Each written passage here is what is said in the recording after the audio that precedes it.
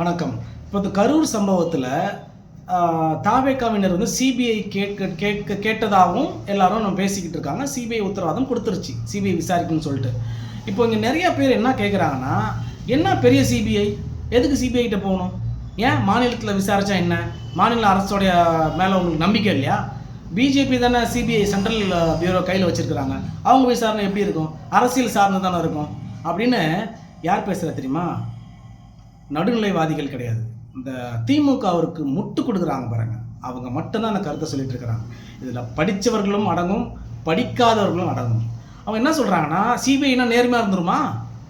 ஏன் சிபிஐ கொடுக்குறாங்க? இப்போ ஏன் கேள்வி என்னன்னா, சிபிஐ நேர்மையாக இருந்துருமா அப்படின்னு நீங்கள் கேட்குறீங்கள, அப்போ சிபிஐ வந்து சென்ட்ரல் கவர்மெண்ட்டோட கண்ட்ரோலில் தான் இருக்குதுன்னு நீங்கள் சொல்கிறீங்க. அதை உண்மையாகவே வச்சுப்போமே. அப்போ இப்போ என் டவுட் என்ன தெரியுமா? கடந்த ரீசெண்டாக நடந்த 3 சம்பவத்தை நான் குறிப்பிட விரும்புகிறேன். முதல்ல அண்ணன் ஆம்ஸ்ட்ராங் அவர்களுடைய கொலை வழக்கு, அடுத்தது தம்பி அஜித்குமார் அவர்களுடைய லாக்அப் டெத்து, அடுத்தது கரூர் சம்பவத்தில் 41 பேர் இறந்த விஷயம். இந்த 3 விஷயத்தில் பார்த்தீங்கன்னா, அண்ணன் ஆம்ஸ்ட்ராங் அவர்கள் கொலை வழக்கில் ஆரம்பத்தில் இப்போ கரூர் விஷயத்தில் எப்படி திமுக அரசாங்கம் என்ன நிலை எடுக்கிறாங்களோ அதே நிலை தான் ஆம்ஸ்ட்ராங் அவர்கள் கொலை வழக்கில் எடுத்தாங்க. இங்கே ஒரு கமிட்டி போட்டு இங்கே விசாரித்தாங்க. அதுக்கப்புறம் ஆம்ஸ்ட்ராங் அவருடைய சகோதரரும் மனைவி வந்து சென்னை உயர்நீதிமன்றத்தில் போயிட்டு மாநில காவல்துறை விசாரிப்பதில் எங்களுக்கு நம்பிக்கை இல்லை அப்படின்னு அவங்க ஒரு சில விஷயம் தாக்கல் பண்ணுறாங்க. அவங்க தாக்கல் பண்ணுறது கொடுத்த அந்த ப்ரூஃப் எல்லாம் வச்சு சென்னை உயர்நீதிமன்றம் ஆமாம் காவல்துறை மேலே நம்பிக்கை இல்லை, அவங்க விசாரணை சரியில்லை அப்படின்னு சொல்லிட்டு சிபிஐக்கு மாற்ற சொல்லி அந்த வழக்கு ஒரு சைடு போகுது. அப்போது ஆம்ஸ்ட்ராங் அவர்கள் கொலை வழக்கிலையும் நம்ம ஸ்டாலின் அவர்களுடைய தலைமையில் இருக்கக்கூடிய திமுக ஆட்சி சிபிஐ விசாரணைக்கு விரும்பலை. அடுத்தது அஜித்குமாரோடைய லாக்அப் டெத்து எல்லாருக்கும் தெரியும். இந்த நிக்கிதான்ற ஒரு சனியை ஒரு கம்ப்ளைண்ட் கொடுத்ததுனால அரெஸ்ட் பண்ணிட்டு போயிட்டு அந்த 5 போலீஸ்காரங்க அந்த பையனை போட்டு அடித்து சாகடிச்சிட்டாங்க. அது வந்து ஓடுற வழியில் தடுக்கி விழுந்து இறந்தான்னு சொல்லி போய் சொல்ல முயற்சி பண்ணாங்க. அதுக்கப்புறம் உண்மையெல்லாம் வெளியில் வந்ததுனால ஒத்துக்குனாங்க. 5 பேரும் ஜெயிலில் இருக்கிறாங்க. யார்? அந்த 5 காவல்துறை அதிகாரிகளும் ஜெயிலுக்குள்ளே இருக்கிறாங்க. சரிங்களா? இந்த சம்பவத்தில் ஆரம்பத்தில் அமைதியாக இருந்த முதலமைச்சர் ஸ்டாலின் அவர்கள் சம்பவம் நடந்த 3வது நாள் சிபிஐயிடம் ஒப்படைக்கிறார். அவரே சொல்கிறார், இதை தான் நாங்கள் சிபிஐ கிட்ட கொடுக்குறோம், காவல்துறை இதில் வந்து விசாரணை பண்ணணும், அதுக்கு மேலே விசாரணை வந்து நியாயமாக நடக்கணும் என்பதற்காக நாங்கள் சிபிஐ கிட்ட கொடுக்குறோம் அப்படின்றாங்க. இப்போது கரூர் விஷயத்தில் சிபிஐ கிட்ட கொடுக்க மாட்டோம் அப்படின்னு சொல்லி அவசரமாக ஹைகோர்ட்டில் ஒரு கேஸை ஃபைல் பண்ணி அந்த கேஸ்லேருந்து ஒரு இன்வெஸ்டிகேஷன் டிபார்ட்மெண்ட் டீமை உருவாக்கி இவங்களே விசாரிச்சுட்டு இருந்தாங்க. இதை எதிர்த்து தான் தாவேகாவினர் விஜய் அவர்கள் வந்து சுப்ரீம் கோர்ட்டில் தாக்கல் பண்ணி இப்போ சிபிஐக்கு மாற்றிட்டாங்க.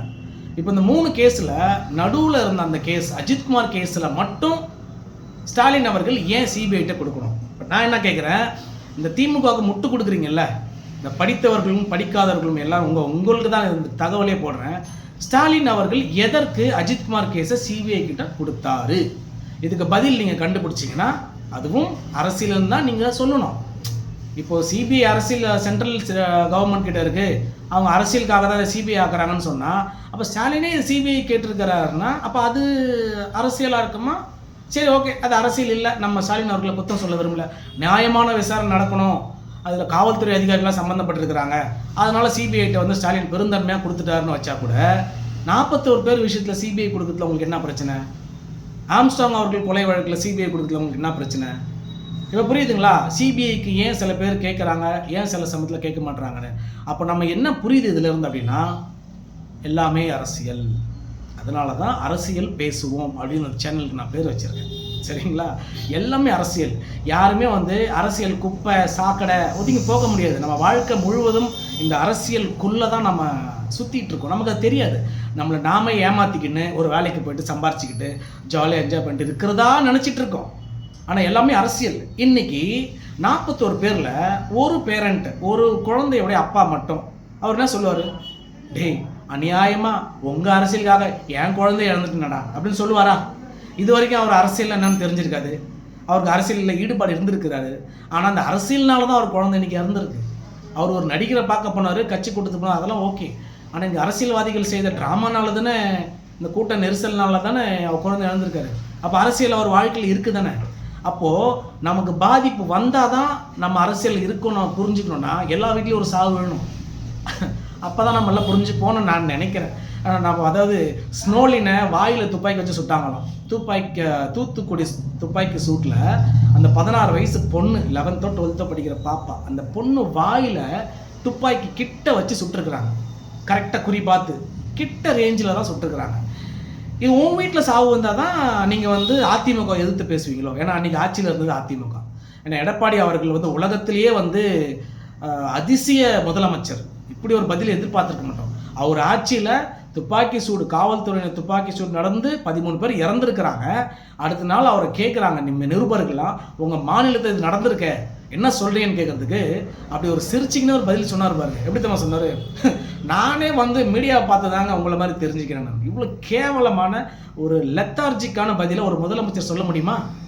அப்போது அது அரசியலா இல்லையா? அப்போ அன்னைக்கு எதிர்கட்சியாக இருந்தவர் இன்னைக்கு அரசியல் பண்ணுறார், இன்னைக்கு ஆளுங்கட்சியில் இருந்தவர் அன்னைக்கு எதிர்கட்சியாக இருந்தார், அன்னைக்கு அவர் அரசியல் பண்ணார்.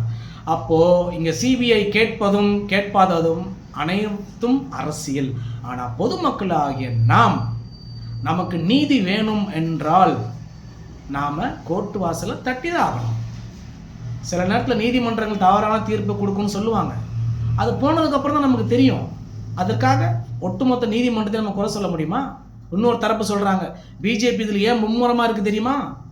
ஏன் விஜய்க்கு அவங்க வந்து பயங்கரமாக ஏன் சப்போர்ட் பண்ணுறாங்க? ஏன் விஜய் போய் இன்றைக்கி அவர் காலில் விழுந்தார்? முட்டாள் மாதிரி பேசுகிறாங்க. அதான் அரசியல் அறிவு துளி கூட கிடையாது. விஜய் போய் அவர் காலில் விழுந்தாரா? பிஜேபி அவர்கள் இன்னைக்கு வந்து உதவி செய்கிறாங்க. காரணம் என்ன? அதுவும் அரசியல் தான். அதில் அரசியல் இல்லை, அதுதாங்க அரசியல்வாதியோட வேலை. இதை பிஜேபியை ஒத்துக்குவாங்க. இதில் நம்ம ஒன்றும் அவங்கள குற்றம் சொல்கிறதா கிடையாது. இது அரசியல் தான். எதிரிக்கு எதிரி நண்பன். அண்ணாமலை அவர்கள், விஜய் அவர்கள் வந்து ஸ்டாலின் அவர்களை அங்கிள்னு பேசுனதை குறையா வச்சு பேசினார். அப்போது அண்ணாமலைக்கு விஜய் எதிரி தான். இன்னைக்கு எப்படி அண்ணாமலைக்கு விஜய் நண்பர் கிடையாது? ஏன் விஜய்க்கு சப்போர்ட் பண்ணுறாரு? ஏன்னா விஜயும் அண்ணாமலைக்கு எதிரி, ஸ்டாலின் அவர்களும் அண்ணாமலைக்கு எதிரி. எதிரிக்கு எதிரி நண்பன். நல்லா கேள்விப்பட்டது இல்லையா? அரசியல் பாடங்களை இப்போ சமீப காலத்தில் நிறைய கற்றுக்கணும். என்னை கேட்டால் இந்த கடந்த 2 வருஷத்தில் இளைஞர்கள் அரசியல் பேச ஆரம்பிச்சிட்டானுங்க. இது நல்ல விஷயம். முன்னாடிலாம் நான் வந்து பள்ளியில் வேலை செய்யும் போது சொல்லிட்டு இருப்பேன் மாணவர்கள்ட்ட, அரசியல் படிங்க, எப்படி செக்ஸ் எஜுகேஷன் எல்லாருக்கும் தெரியணும்னு சொல்லிட்டு நம்ம பேசிகிட்டு இருக்கோமோ அது கூட கொண்டு வந்துடுவானுங்க. அரசியல் பாடத்தை வந்து சொல்லி கொடுக்க மாட்டானுங்க. சொல்லி கொடுத்த எல்லாரும் வந்து விழிச்சுப்போம் நம்ம எல்லாருமே. ஆனால் இன்னைக்கு எனக்கு தெரிஞ்ச என்னோட பொதுவான கருத்து என்னன்னா, விஜய் அவர்கள் அரசியல் வந்ததுக்கப்புறம் சின்ன பசங்க கூட அரசியல் பேசுகிறானுங்க. இதை நம்ம கண் கூட பார்க்குறோம்.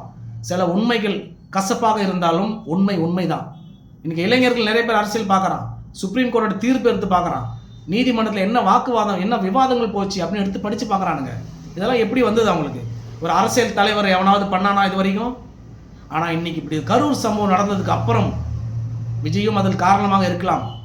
நான் சொல்லுவது என்னன்னா, இந்த சம்பவத்துக்கு அப்புறம் இளைஞர்கள் அரசியல் படிக்க ஆரம்பித்து விட்டார்கள். இவங்கள அரசியல் செய்துட்டு இருக்கிறாங்க. இளைஞர்கள் அரசியல் படிக்க ஆரம்பிச்சிருக்கிறாங்க.